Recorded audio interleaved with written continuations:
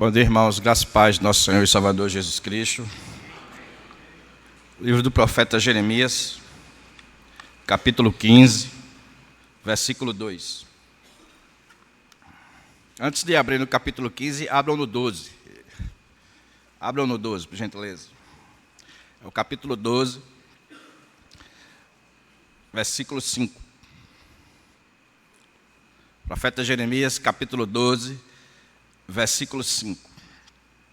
Na minha tradução diz assim: se te fatigas correndo com homens que vão a pé,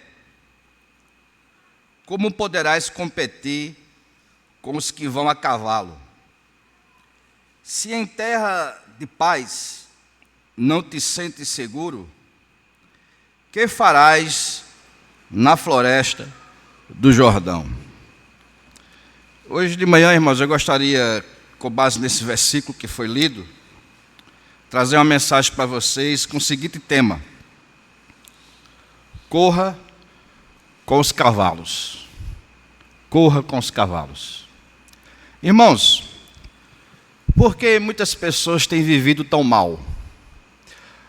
Porque cada vez mais na nossa sociedade a gente vê homens e mulheres saturados com a vida, frustrados, desanimados, sem esperança. A sociologia diz que a razão disso é que a vida humana hoje ela está sendo caracterizada pela mediocridade. O dicionário vai definir mediocridade como uma pessoa mediana, ordinária, inexpressiva, insuficiente e insignificante. Os psicólogos dizem que cada vez mais a gente está vendo na nossa sociedade determinados tipos de sentimentos aflorar no coração do homem e de mulher. Sentimento como ira. Cada vez mais a gente está vendo pessoas iradas, se irando com muita facilidade, murmuradoras, muitas pessoas carregando raiz de amargura no coração. E a psicologia também diz que a razão disso é a mediocridade. Na realidade, irmãos, deixa eu dizer uma coisa para vocês logo desde o início. A grande maioria das pessoas, a gente não vai ser famoso. A grande maioria das pessoas não irão se destacar por uma descoberta interessante, contribuindo, vamos dizer assim, para o progresso da humanidade. A grande maioria são pessoas que irão viver o dia a dia no anonimato, vão trabalhar por 3 refeições ao dia mesmo, vão viver um casamento sem graça, trabalhar, às vezes, no trabalho que não gosta e vai viver realmente assim, no anonimato. Essa é a nossa dura realidade. Na nossa sociedade, hoje a gente vê aquelas pessoas que conseguiram vencer, né? A gente diz, tem gente que venceu na vida. Artistas, jogadores, pessoas famosas que viram estrelas. Deixa eu dizer uma coisa para vocês. Mesmo que eles tenham eles tenham conseguido vencer na vida, mesmo que esses artistas, essas pessoas que nós consideramos como famosas, elas tenham conseguido dar o up na vida delas, analisa a vida delas. A vida delas também é uma vida de mediocridade. Ou seja, a gente não consegue ver hoje ninguém na sociedade que possa servir para a gente de modelo, de referencial, alguém que você diga assim que possa se espelhar. Cada vez mais o que nós vemos são artistas famosos, pessoas expressando a sua vida e a gente vê o horror dela. A gente vê o horror dela. Esse fenômeno, gente, de pessoas medíocres e insignificantes que existe na sociedade, tem feito surgir, de acordo com alguns estudiosos, um fenômeno que tem aparecido nas mais diversas classes sociais. São aquelas pessoas que querem sair do anonimato e conseguir os seus 3 minutos de fama. Nos Estados Unidos da América, algumas pessoas assim, sabe o que elas fazem para sair do anonimato?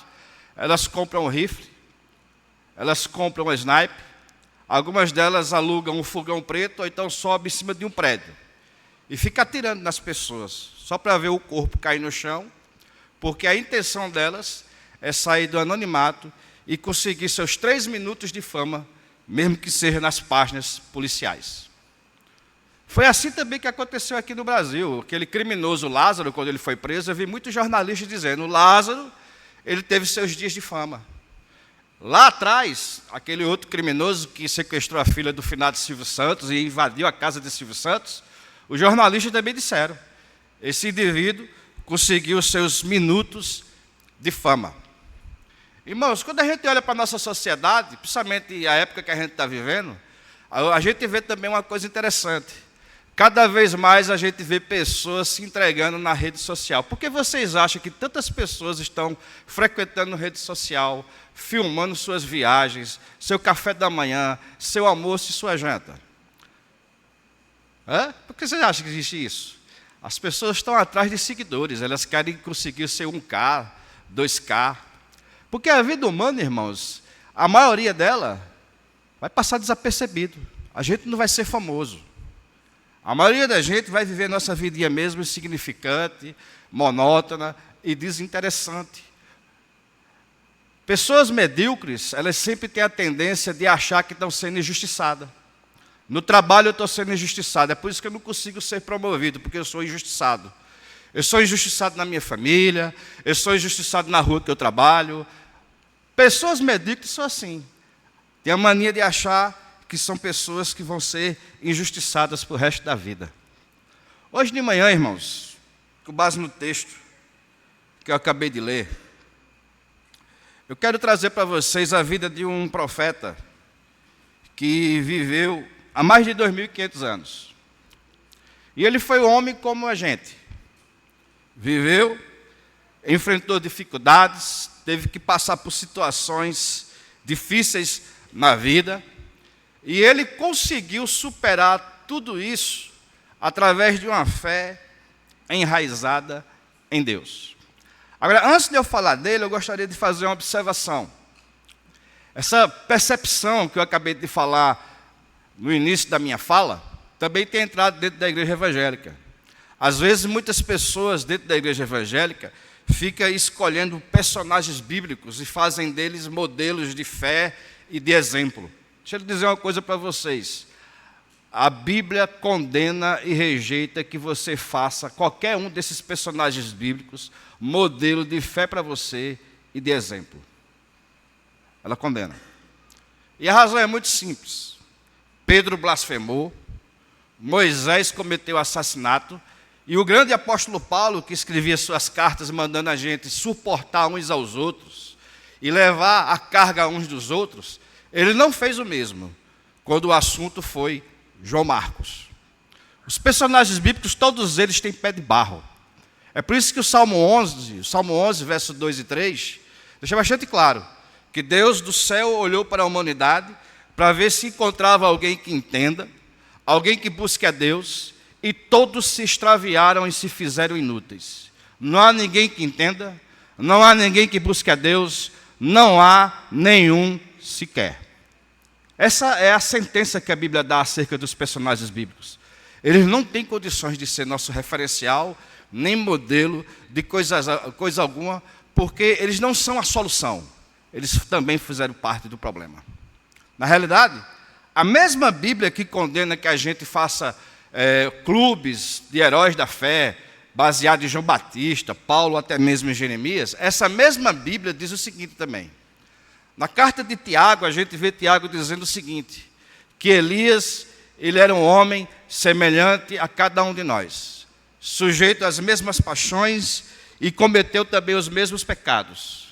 Só que o versículo não para aí, o versículo diz que embora Elias fosse isso, Elias orou a Deus, e durante 3 anos e meio a chuva não veio. Que embora Elias fosse isso, Tiago também diz que Elias orou a Deus de novo, e a chuva veio. E com isso, a Bíblia está dizendo o seguinte, que é perfeitamente possível, nós que estamos aqui hoje de manhã, pessoas inexpressivas e insignificantes, a gente sim conseguir deixar rastros na história, é perfeitamente possível pessoas insignificantes e inexpressivas, medíocres, como cada um de nós que estamos aqui hoje de manhã, provavelmente muitos de vocês não serão famosos, é perfeitamente possível sim, você fazer uma coisa nesse planeta que depois de morto ainda fala. É possível. É por isso que Tiago fala de Elias. E é por isso que eu hoje vou falar um pouco desse profeta, Jeremias. Porque assim como Deus pregou o evangelho a Abraão, Deus também pregou o evangelho a Jeremias. E o que é que a gente pode aprender com esse homem? O que é que esse homem pode nos ensinar acerca de viver uma vida com excelência? Como é que a gente consegue viver uma vida com excelência, irmãos?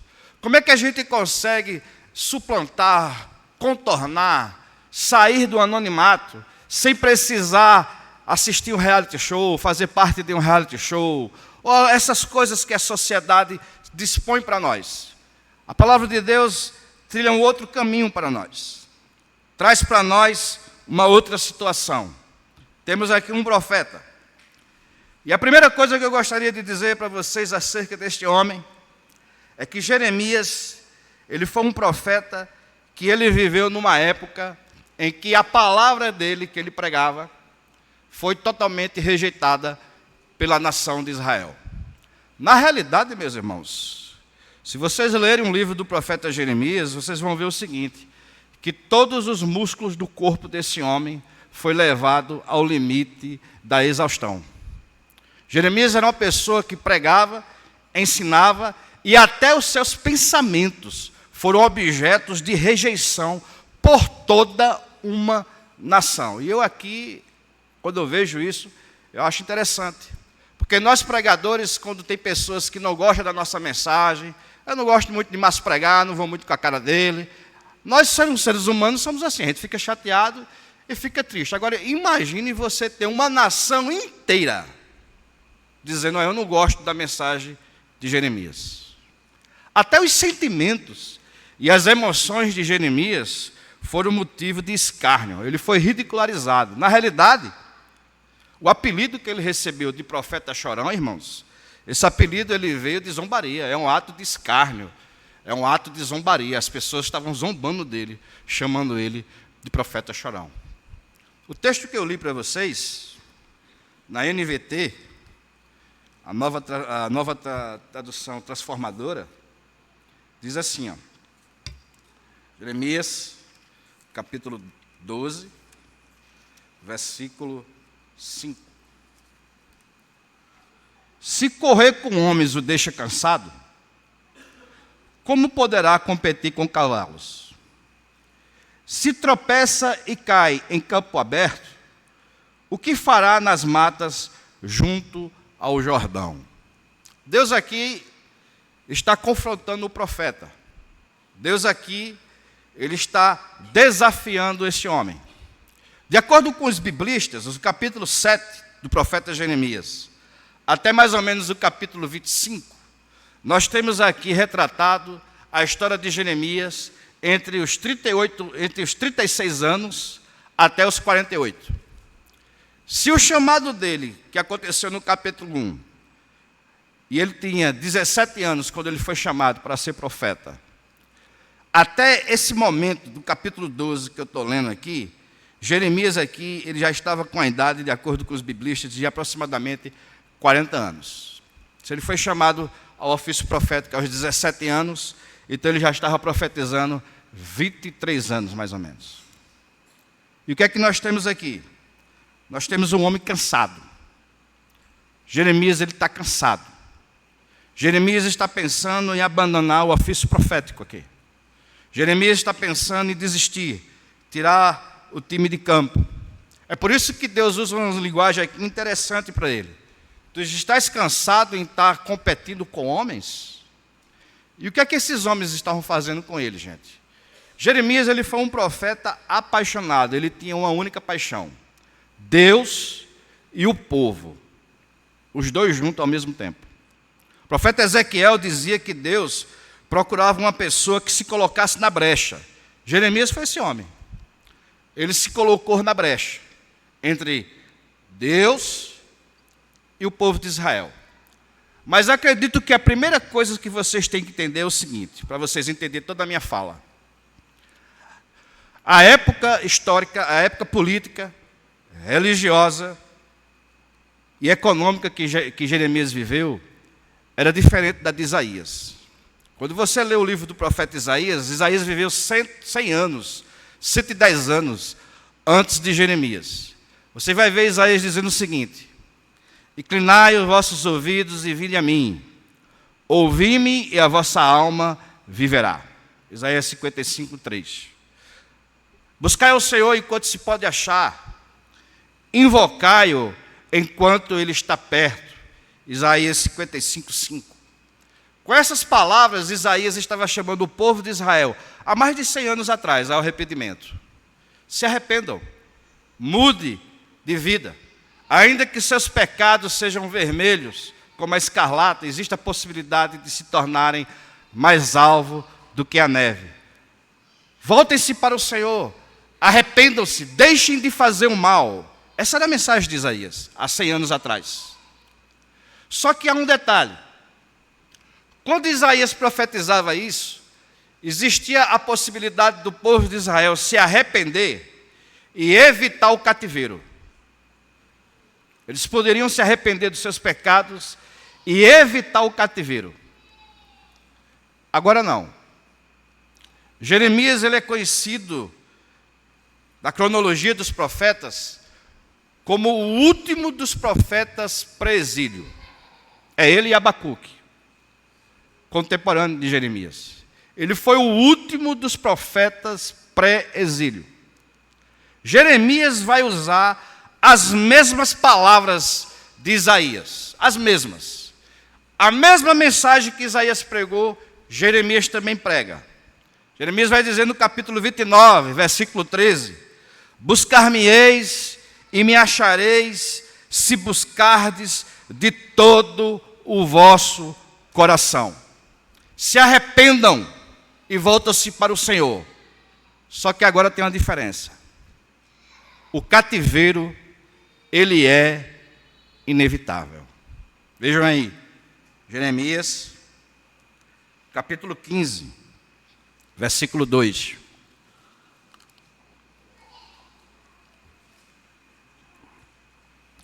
Quando te perguntarem, para onde iremos? Irás dizer a eles, assim diz o Senhor, o que é para a morte, vai para a morte. O que é para a espada, vai para a espada. O que é para a fome, vai para a fome. E o que é para o cativeiro, vai para o cativeiro. Então Jeremias pedia para que o povo de Israel se arrependesse. Aí o povo, em determinado momento, chegou assim: sim, Jeremias, e se a gente se arrepender? Se a gente voltar a Deus? Se a gente decidir guardar a palavra de Deus no coração, guardar a sua lei, e aí? E aí nada, vocês vão para o cativeiro. Mesmo arrependidos, vocês vão para o cativeiro. E digo mais, tem pessoas que nem no cativeiro vai chegar, vai morrer no meio do caminho. Tem pessoas que quando os soldados da Babilônia entrar, eles serão mortos ao fio da espada. Quando Deus chama esse profeta para poder profetizar, irmãos, olha a natureza da mensagem dele. Livro de Jeremias, capítulo 1. Livro do profeta Jeremias, capítulo 1, verso 9. Depois estendeu o Senhor a mão, tocou-me na boca, igualzinho àquela cena de Isaías, né? Coloca na boca do profeta a mensagem, a palavra. E me disse: eis que ponho na tua boca as minhas palavras. Agora veja a natureza da pregação desse profeta. Veja o conteúdo da mensagem desse profeta. Olha que hoje te constituo sobre as nações e sobre os reinos. Agora veja, para arrancares, derribares, destruíres e arruinares. A palavra de Deus na tua boca, Jeremias, é para poder destruir vidas. A palavra de Deus na tua boca é para poder arrancar a esperança e a felicidade do coração do povo pela raiz. Todas as vezes que tu subir e anunciar a minha palavra para o povo de Israel, será uma palavra dura, será uma palavra que vai destruir, arrasar mesmo. Se a coisa já está ruim, a minha palavra na tua boca vai fazer com que aquilo seja pior. Ele também diz no finalzinho do versículo: e também irás edificar, irás plantar. Ele também trouxe palavra de ânimo, mas a palavra de ânimo dele, sabe o que foi? A nova aliança. A nova aliança. Que ele não sabia quando, que ele não sabia como iria acontecer. O que caracterizou a mensagem desse profeta foi palavra dura. Veja aí, irmãos, um pouquinho na frente. Livro do profeta Jeremias, capítulo 7. Veja o versículo 14. Livro do profeta Jeremias, capítulo 7, versículo 14. Farei também a esta casa que se chama pelo meu nome, na qual confiais, e este lugar que vos dei a vós outros e a vosso pai, como fiz a Silo, como fiz com Silo. Veja o capítulo 5, versículo 14. Portanto, assim diz o Senhor, Deus dos exércitos, visto que proferiram eles tais palavras, eis, preste atenção aqui agora, eis que converterei em fogo as minhas palavras na tua boca. E esse povo vai ser o quê? Esse povo vai ser o quê, gente? Lenha.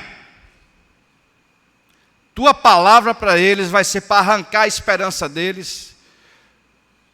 Teu ministério será um ministério de trazer para eles a realidade nua e crua.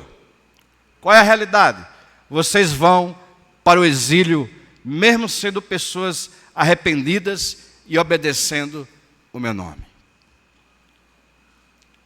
Agora imagine, irmãos, você passar, no caso dele aqui, 23 anos pregando uma mensagem dura, 23 anos anunciando destruição, 23 anos você proclamando palavras para arrancar a esperança, tirar a felicidade do coração do povo, durante 23 anos. É por isso que agora ele está cansado.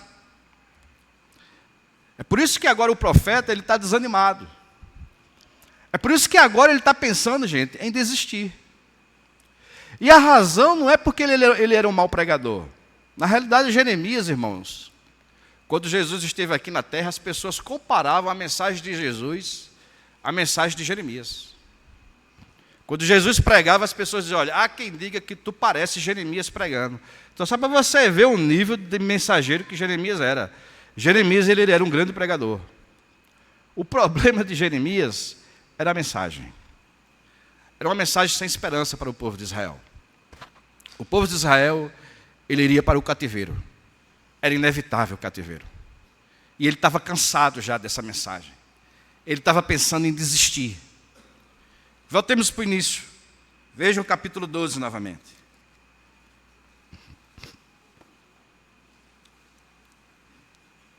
Se correr com os homens o deixa cansado. Você está cansado, Jeremias? Eu estou cansado, Senhor. Eu não aguento mais pregar essa mensagem de juízo. As pessoas estão sem esperança. Eu estou arruinando vidas. A minha mensagem é uma mensagem para destruir e arrancar a felicidade do coração das pessoas. Eu estou cansado. Aí Deus pergunta: se correr com os homens o deixa cansado, como poderá competir com os cavalos? Sabe o que Deus está dizendo aqui? Jeremias, já está pensando em desistir agora? Tu está achando que a coisa está ruim, Jeremias? Ela vai ficar pior. Se com uma mensagem como essa tu estás pensando em abrir mão do ministério, o que vai ser da tua vida, Jeremias? Quando os cavalos da Babilônia chegar, quando o louco do Nabucodonosor chegar e sitiar a cidade, ninguém entra e ninguém sai. E você, Jeremias, vai ter que pregar a minha palavra nesse cenário, um cenário de morte, e de dor. Como é que você vai falar? Como é que você vai ter coragem?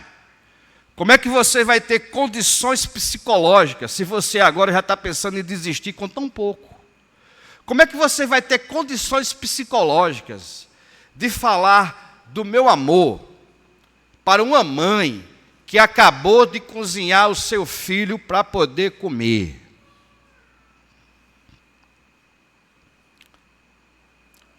Falar do amor de Deus é muito maravilhoso.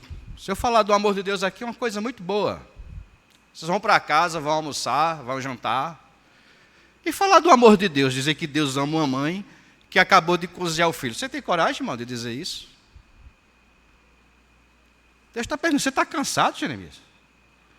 A coisa vai ficar pior, meu irmão. Se tropeças e cai em campo aberto, ou seja, se em uma situação tão confortável como essa que você está, você já está pedindo arrego? Imagine quando... O que é que tu irás fazer nas matas junto ao Jordão? E aqui, irmãos, os estudiosos, eles divergem. Até onde a gente sabe, Babilônia trouxe 3 cativeiros para o povo de Israel. Uns dizem que teve um quarto. Se esse quarto foi verdadeiro, Jeremias ele foi levado para o Egito, junto com o povo de Israel. E ele teve que conviver com aquela nação até os últimos dias da sua vida, pregando a palavra de Deus. A grande questão aqui, irmãos, se vocês forem olhar o versículo 1 do capítulo 12, veja o que o profeta diz no capítulo 12, do versículo 1. Justo és o Senhor, quando entro contigo num pleito, contudo falarei contigo dos teus juízos, porque prospera o caminho dos perversos, e vive em paz todos os que procedem mal. Jeremias está preocupado como é que pode um Deus santo permitir que coisas ruins aconteçam à nação de Israel. E Deus está dizendo, tu estás preocupado com isso? Tu vai ver coisas piores. O contemporâneo dele, Abacuque, irmãos, dê uma lidinha no livro do Abacuque para você ver. Contemporâneo. Na realidade, Abacuque, quando Deus chamou ele, Abacuque, quando começou a profetizar, a Babilônia já tinha saído. Já estava em Carquemis, lutando contra o Egito. Era uma questão de dias para chegar. E Abacuque teve essa mesma crise. Senhor, por que o Senhor só me mostra o mal? Por que o Senhor não faz nada? Por que esses ímpios prosperam? Aí Deus diz, meu amigo, eu vou resolver isso aí. Tu está preocupado com a desigualdade social, Abacuque? Aí Abacuque disse, Senhor, eu estou muito preocupado. Existe uma desigualdade financeira muito grande. Tu estás preocupado com perversidade, com maldade? E, sim, Senhor, estou preocupado. Existe no nosso país poucas pessoas que fazem o mal, pessoas ruins mesmo, de coração. Tu estás preocupado com a fome? Estou, Senhor, eu estou preocupado com a fome. Eu espero que o Senhor faça uma coisa para resolver isso. E Deus, eu vou resolver. Eu vou trazer Nabucodonosor. E ele vai nivelar todo mundo. Agora não vai ser só 10 pessoas, 15 pessoas que vai passar fome. Não, vai ser a nação inteira. Agora não vai ser só 15 pessoas, 20 pessoas que serão injustiçadas. Não, agora vai ser a nação inteira de Israel que vai sofrer injustiça. Aí Abacuque se escandaliza e diz, Senhor, eu estou pedindo para o Senhor resolver o problema e o Senhor está fazendo pior, está multiplicando ainda mais a situação. Como é que o povo vai viver, Deus? Como é que uma pessoa vai conseguir viver crendo em Ti, obedecendo a Ti? A resposta de Deus, sabe qual é? O justo, ele vai ter que viver pela sua fidelidade. Ainda que a figueira não floresça, ainda que não haja dinheiro na conta, a grande pergunta é, você continua sendo fiel a um Deus que está fazendo isso na sua vida? O livro do profeta Isaías, e eu finalizo agora, diz uma coisa interessante, só para você sentir o cenário de Jeremias. Abra aí no livro do profeta Isaías, capítulo 50.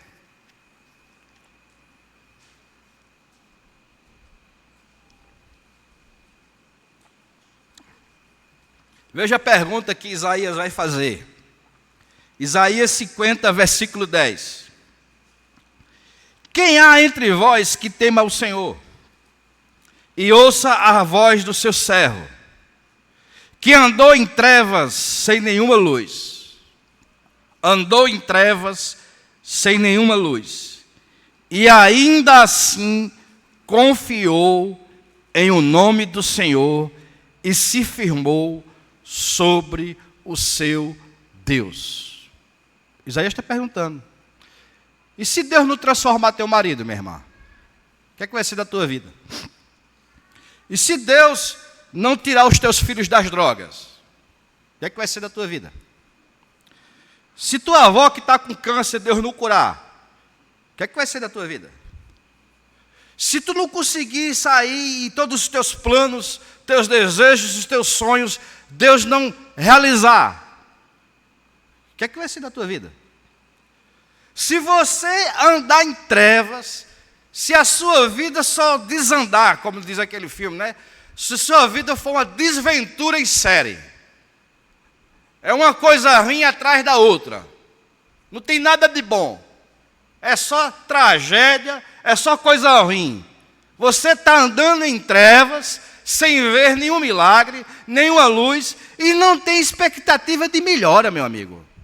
O profeta Isaías pergunta: o que é que vai ser da tua vida? E se as orações que você pede a Deus, que você está pedindo a Deus todo dia, Deus, transforme minha esposa, mude ela, e ela vai ficando pior cada dia mais. Aí a esposa orando para o marido: Deus, modifica o marido, e o marido ficando pior cada vez mais. E a gente até começa a fazer aquelas frases de efeito, né? Quanto eu mais rezo, mais assombração aparece. Isaías está perguntando: você já andou em trevas sem ver nenhuma luz? É isso que ele está falando. Sabe quem é que responde a essa pergunta aqui, irmãos? Jeremias. Veja aí, Lamentações de Jeremias. Livro do profeta Jeremias, Lamentações. Capítulo 3, versículo 1. Eu sou o homem que viu a aflição pela vara do furor de Deus. Isaías perguntou lá atrás, 100 anos: quem é um homem que anda em trevas sem ver nenhuma luz e mesmo assim confiou em Deus? Jeremias responde: eu sou esse homem.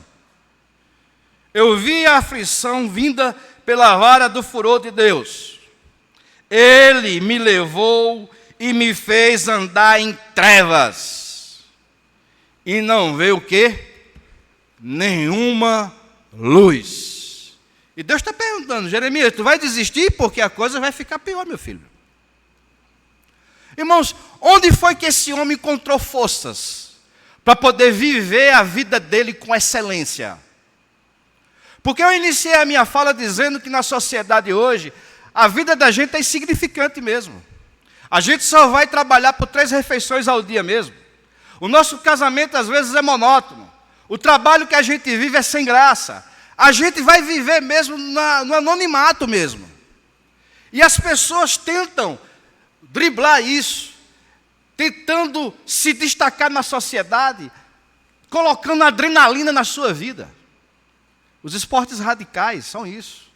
Cada vez mais a gente vê pessoas se entregando a esses esportes radicais, porque o ser humano está procurando desesperadamente sentido e significado para poder viver, para poder ver se consegue contornar a vida dele, que é um tédio, medíocre, insignificante, e vai passar desapercebida por muita gente. Essa é a nossa realidade. É por isso que as pessoas ficam tentando fazer coisas e mais coisas. As pessoas querem ser apercebidas, as pessoas querem ser vistas, as pessoas querem ser notadas. É por isso que as redes sociais, as pessoas cada vez mais procuram isso. Aqui está um homem que a vida dele foi insignificante, a vida dele foi sem sentido. Aqui está um homem que passou desapercebido. A gente tem ideia, sabe o que acontece às vezes muito com a gente? A gente pensa que esses profetas, quando eles eram vivos, eles eram idolatrados, né? Que havia o fã-clube do Jeremias. Não havia, irmãos. Não havia. Se você pensa isso, tire isso do pensamento de vocês. Vejam Elias, por exemplo. Elias era, sabe o que Elias era para Israel? O agitador de Israel. Os profetas, eles não eram bem vistos quando eles estavam vivos profetizando. Eles eram pessoas odiadas, mal amadas. Eles não eram queridos pelo povo de Deus, porque eles eram pessoas de fé. E gente de fé anda só. É por isso que eles conseguiram tirar a força para poder viver, diferente de coisas que nós tiramos nos dias de hoje. Nos dias de hoje, o que é que nos estimula a viver? Quando você conversa com um amigo que diz, eu estou saturado do trabalho, eu não aguento mais aquele trabalho. E por que você está lá, cara? Por causa dos meus filhos. Se eu fosse solteiro, eu já tinha chutado o pau da barraca. Mas como eu tenho um filho para criar, eu tenho que aguentar aquele trabalho triste. Tem gente que também vive mal amado, gente. Tem gente mal amada dentro de casa, mal amada, pensando já em abandonar o marido, abandonar a esposa há muito tempo. E por que você não abandona? Por que você fica? Por causa dos filhos. As pessoas ficam se segurando nos filhos. As pessoas ficam se segurando na saúde. As pessoas ficam procurando motivo para viver, para continuar existindo e suportando a sua vida insignificante e medíocre através do trabalho, procurando sentido e, vamos dizer assim, tem pessoas que elegem ídolos. Já viu essa? As pessoas escolhendo ídolos. São pessoas medíocres e insignificantes, mas olha, eu tenho um ídolo e eu sou fã número 1 dele. É como se ele dissesse, olha, eu sou alguém na vida. Eu tenho alguém a quem eu admiro, corto o cabelo igual a ele, falo como ele, me visto como ele, porque a pessoa quer sentido e significado na vida. E a palavra de Deus hoje, irmãos, está dizendo, sabe o que para você? Você não vai encontrar sentido e significado nem nas pessoas e nem nas coisas. Filhos não dão sentido e significado na vida. Os filhos vão embora. Os filhos vão embora. Trabalho não dá sentido e significado na vida. Olha o que esse profeta aprendeu, gente. Livro do profeta Jeremias, capítulo 9. Livro do profeta Jeremias, capítulo 9.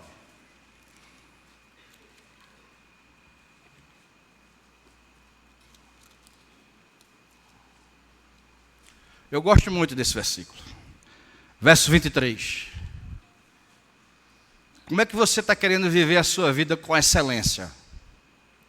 Onde é que você acha que você vai encontrar sentido e significado para a sua vida? É no novo casamento? Você acha que é o novo casamento que vai dar sentido e significado para a sua vida? Outros filhos? Outro emprego? Mudar de igreja, talvez. Talvez você esteja saturado, cansado da primeira igreja presbiteriana. Eu vou para a segunda, eu vou para a terceira. E é assim, irmãos. É dessa forma que nós procuramos resolver os obstáculos e as dificuldades que se apresentam para nós. A gente arrega mesmo. A gente tira o time de campo. A gente não vive a vida com excelência. Sabe por quê? Olha o que Jeremias diz. Assim diz o Senhor: não se glorie o sábio na sua sabedoria. Você acha que é a sua sabedoria que vai fazer você feliz? Você acha que é seus diplomas que você conquistou? Anéis que você tem no dedo? Isso aí, irmãos, deixa pessoas, seus amigos ficam abestalhados com isso. Jeová não. Jeová não está nem aí para o teu PhD, teu DDD, seja lá o que é que tu tem aí. Está nem aí para isso, cara. Não se glorie o sábio na sua sabedoria. Aqui é outra. Nem o forte na sua força. O que é que nós mais temos aqui hoje? Gente forte, musculoso, quer chamar a atenção. E chama mesmo. Numa sociedade de medíocres, alguém que tem mais força do que o outro vai chamar a atenção mesmo. Mas Jeová não se fica fascinado com os teus músculos. Nem o rico das suas riquezas. Você quer chamar a atenção de Jeová? Você quer viver uma vida com excelência? Você quer aprender a viver nessa vida insignificante que você tem, desapercebida, desinteressante, monótona, e que vai ser assim até o dia da sua morte? Não é injetando adrenalina, não é praticando esportes radicais, não é assistindo reality shows, não sei o que lá dos pelados, essas coisas que o povo fica assistindo aí. Não é isso, gente. Quer fazer com que sua vida ela ganhe um up? Quer se tornar percebido? Quer viver feliz aqui nessa terra? Só tem uma forma. Olha o que ele diz aí. Mas o que se gloriar, versículo 24, glorie-se nisto, em me conhecer, e saber que eu sou o Senhor, faço misericórdia, juízo e justiça na terra, porque destas coisas me agrado, diz o Senhor. Esse homem, irmãos, ele não teve nem privilégio de casar. Você sabia disso, que Jeremias ele não teve privilégio de casar? Ele estava apaixonado por uma garota, e Deus diz, olha, não leve isso para frente não, viu? Por quê? Ela é a primeira que vai no cativeiro. Ela é a primeira. Ela nem lá chega, provavelmente ela vai ser morta no meio do caminho, ou até mesmo estuprada. Não leve esse sentimento para frente. Coitado do Jeremias, comprou uma terra, Deus mandou ele comprar uma terra. E diz, olha, compra essa terra, mas essa terra não vai ser sua não, viu? Não. O cativeiro vai durar 70 anos. Provavelmente essa terra que você comprou aí, você não vai usufruir. O que eu estou querendo dizer para vocês, irmãos, é que aquilo que sustenta vocês, não sustentou Jeremias. Ele não teve filhos, ele não teve um bom casamento, ele não teve um bom emprego, a saúde dele era uma saúde debilitada, ele viveu uma vida amargurada, triste e sem sentido. Mas ele conseguiu, sim, contornar e superar essa vida medíocre dele. Ele conseguiu, sim, suplantar tudo isso. Sabe como? Pela fé. Da fraqueza, Jeremias tirou força. As obras dele são tão grandes que a gente hoje aqui está falando dele, mesmo depois de morto. Esse homem já morreu há mais de 3.000 anos, ele ainda fala. Só tem uma forma, meu irmão, de você se destacar na sociedade e você fazer coisas que mesmo depois de morto ainda fala. É pela fé. É pela fé que você vai conseguir tirar forças da fraqueza. Não é acreditando que é os filhos, que é... Não é nada disso. A única força que você tem, a única sustentação que você vai ter é Jesus Cristo, o autor e consumador da sua fé. É duro, irmãos. É duro. Mas é essa a realidade. Essa é a nossa realidade. Para poder suplantar todos os obstáculos e a dificuldade, só tem uma forma: crendo em Deus. Crendo em Deus. É por meio da fé que esse homem conseguiu se destacar. Porque Jeremias, ele andou na contramão. Ele não foi famoso, ele não participou de reality show, não teve dinheiro, não teve casamento, não teve nada. Mas hoje, depois de 3.000 anos, a gente está falando dele aqui. Nós estamos falando dele aqui. E se você quer que as pessoas ainda continuem falando de você, só tem uma forma. É se você andar nas mesmas pisadas de Jeremias. Não se glorie na sabedoria, não se glorie na força, não se glorie na riqueza, se glorie apenas nisso, em saber que Deus é o Senhor e Salvador da sua vida. Esse é o teu alento, essa é a tua alegria.